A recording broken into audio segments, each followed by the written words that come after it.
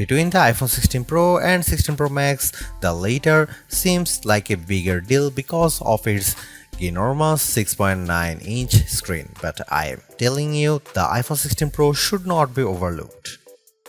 I have been using both of these new iPhone Pros side by side, and I think the regular iPhone 16 Pro is a better value for $999. You get a bigger display than last year, the most powerful 5x zoom that used to be a Pro Max exclusive, and an impressive battery life boost based on our testing. Otherwise, the iPhone 16 Pro has all the same goodies as the Pro Max, including the powerful A18 Pro chip, upgraded 48 megapixel ultra-wide camera, and impressive video features like 4K 120fps slow-mo videos and audio mix for zapping background noise. Apple Intelligence features like writing tools and the new Siri are promising based on early testing of the iOS 18.1 developer beta, but that won't officially arrive until October. As you will see in my iPhone 16 Pro review, this is ounce for ounce one of the best phones you can buy and the best iPhone for power users on a budget, even if there's not a truly wow feature yet for Apple Intelligence yet. The iPhone 16 Pro goes on sale September 20 and starts at $999 for 128GB of storage. It's worth noting that the iPhone 16 Pro Max features 256GB of capacity in its base model. The good news is that you can get 256GB of storage for $100 less than the iPhone 16 Pro Max, and you get the same max storage option of 1TB for those willing to really splurge. The iPhone 16 Pro is still a compact phone, but there is a trade-off with getting a larger display. It's now more of a mid-size phone now as opposed to a small phone as the size and weight have grown. This handset measures 5.89 by 2.81 by 0.32 inches and weighs 7.03 ounces, compared to 5.77 by 2.78 by 0.32 inches and 6.6 ounces for the iPhone 15 Pro. So the new iPhone is taller and wider and just as thin, but there's some more heft to it. The good news is that the iPhone 16 Pro is still easy to use with one hand as Apple made the bezels thinner. The design should be more durable too, as Apple claims that the ceramic shield display is 50% tougher.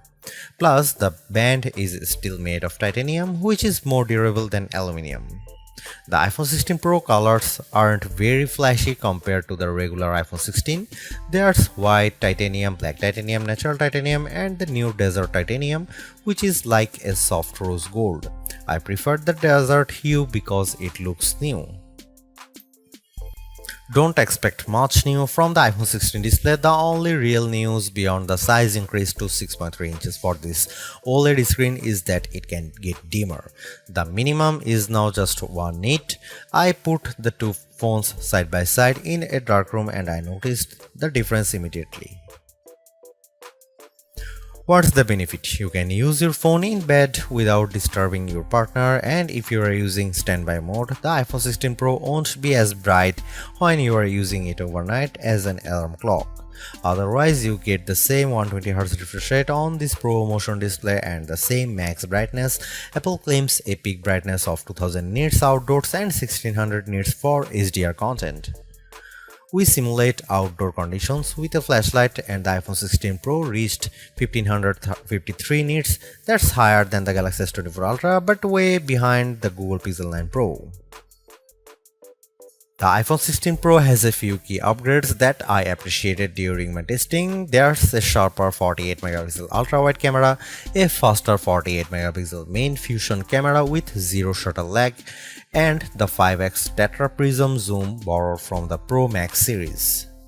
In addition, photographic styles are integrated directly into the Camera and Photos app, so you can change skin undertones and the mood effect of your photo on the fly. Plus, you can tweak it after the fact. To test the iPhone 16 Pro's faster performance, I had my son take a photo of me shooting a jump shot side by side with the iPhone 15 Pro, and the result is brighter and more detailed image. How does the iPhone 16 Pro compare to the best camera phones? I shot a number of pictures using the iPhone 16 Pro alongside the Samsung Galaxy S24 Ultra and the Google Pixel 9 Pro XL to find out. I put the ultra-wide camera to the test on the iPhone 16 Pro with this shot of a beach and Apple comes out on top. The colors are more natural through the iPhone versus the Galaxy S24 Ultra, and Samsung's peak looks distorted on the right side by the flowers. Here are some camera samples of iPhone 16 Pro.